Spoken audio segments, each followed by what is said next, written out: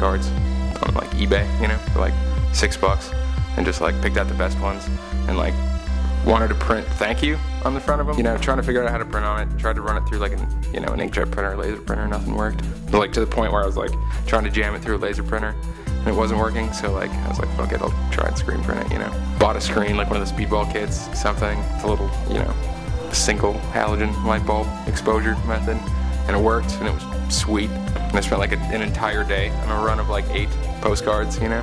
But it ended up being like a ton of fun, and I was really hyped on it. So all of that time was in, you know, apartments, like, you know, hardwood floors, that sort of thing. No hinge clamps yet, you know, just like putting the screen down on the floor with your knee and having like, you know, the stoned homeboy run the squeegee, you know. The initial biggest hurdle, I think, is a vacuum table. Just getting something to hold the paper down, you know, to get better registration, you know, to make your life easier and quicker. For a lot of other very technical reasons, a vacuum table is the first and the biggest jump into making, you know, quality prints. Oh, darkrooms are always bathrooms. Just hang, you know, take my bed sheets off the bed, staple them to the wall in front of the window, and or just wait till it got dark. And still now, it's still in the bathroom.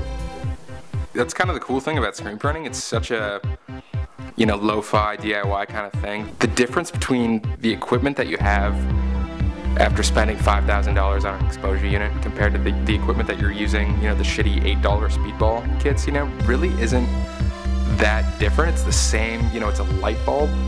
The one big difference would be racking prints, like getting an actual print rack is huge. Usually right when you start out, you're like laying things on the floor, you know, like on sofas, on beds, you know, and then you move up and you get like a clothesline, you're hanging it on that. And the clothesline works all right, but you know, it's still a pain.